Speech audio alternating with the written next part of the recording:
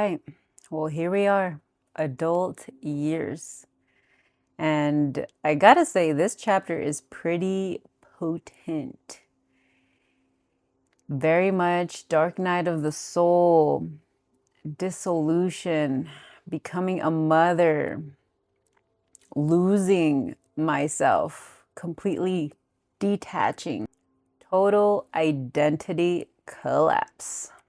So, previous video, I touched on kind of youth slash college years and about the drinking, the numbing, the grief that was really festering there. And believe it or not, it didn't just disappear when I graduated college. Graduated in '09, and whew, by the seat of my pants. So in my early 20s, I moved back to my hometown city, Las Cruces, which I lasted for a little while, and then I made the move to Phoenix, Arizona. So throughout these years, still drinking, still partying, still numbing, everything is still running amok. And you know what? On the outside, I might have looked like I had everything under control, like everything was fine. On the inside, I was absolutely still avoiding feeling anything. Okay. So as I said, I'm in my 20s. I'm in Phoenix now. Party hardy. The scene is legit here, right? In comparison to where I was in little New Mexico. So, was it fun? Were there fun parts? Yes, of course. But the irresponsible nature of it was still very much there. And I want to say 2013 is when I met my husband. And he was not like no savior or anything, but he was definitely, meeting him was a turning point. That is when things slowly started to shift. The momentum that I had kind of was starting to slow down, and it slowed down just enough for me to start feeling. At this point, my husband and I are drinking buddies. We're going out, we're having a good time.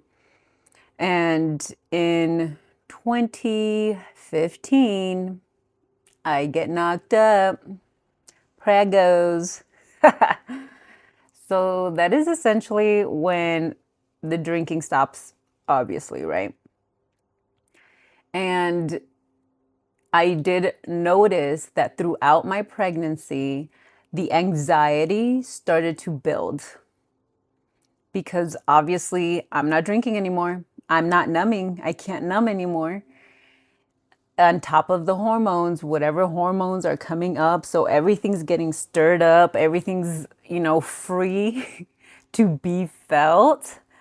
So it was starting to get a little emotionally uncomfortable. All right. So at 27, pregnant. At 28, I give birth. Postpartum was so challenging for me. It was no joke. It came with the thunder, period. Postpartum depression, check. Stress times a million, check. Sleep deprivation, check. Survival mode, check. I'm over here trying to learn how to breastfeed. My boobs hurt, and I'm trying to figure out how to get them to latch. I'm not producing enough milk. All the while, I'm trying to stay afloat because I just feel like I'm sinking into a pile of sand. Quicksand is just taking me under. And I feel like a shell of a person, like a zombie. I was just like a damn avatar filled with depression and with anxiety. I'm screaming at the top of my lungs. Nobody can see me. Nobody can hear me. So the feeling of that isolation, ooh, that was hard. Along with the the 1000% shift into survival mode. I was trying to get through the minute, through the hour, through the day. This time frame was so dense. It was so dark, so much sorrow, so much grief, loneliness, lost. Who am I? Where am I? Where is this child that is depending on me for everything? Like, it was just like,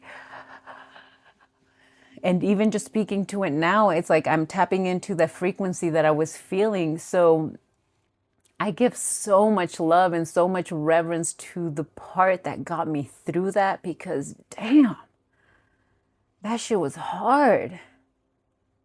It was rough. It was rough. It was hands down the darkest period of my life.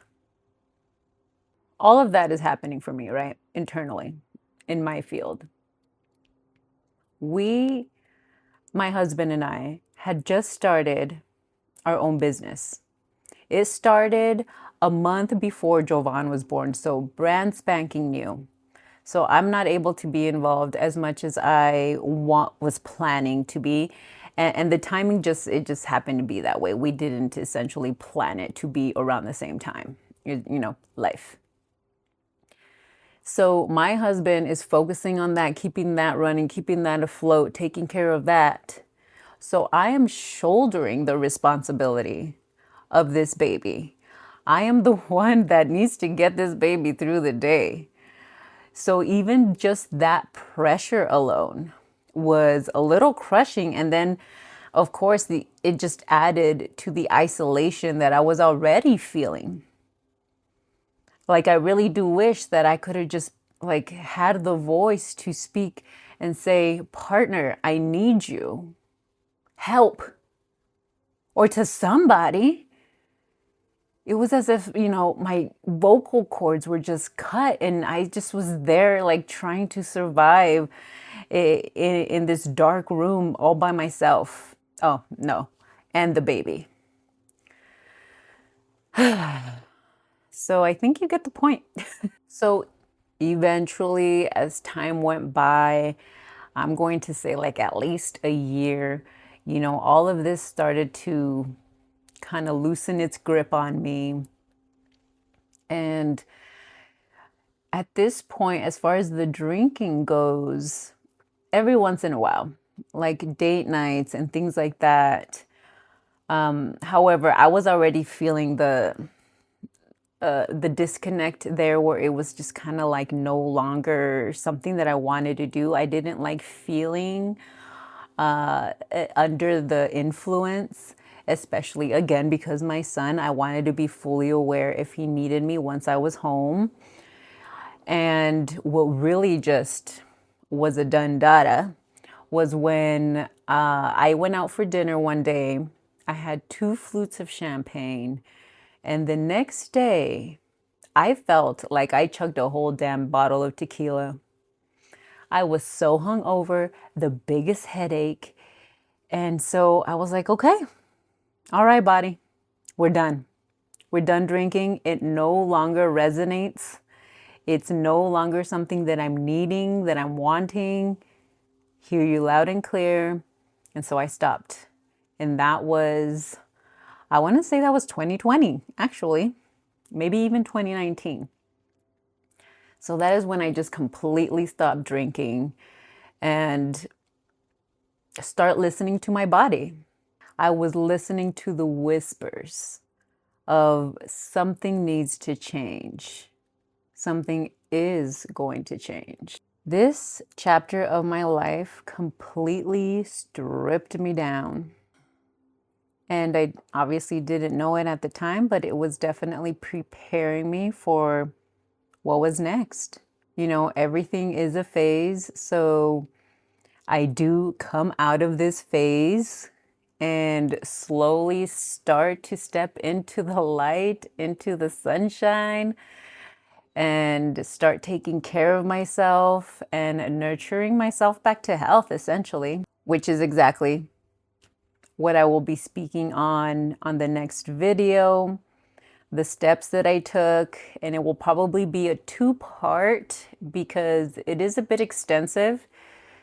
You know, healing and relearning your true essence, your true self, it takes time. It's a little bit of a process.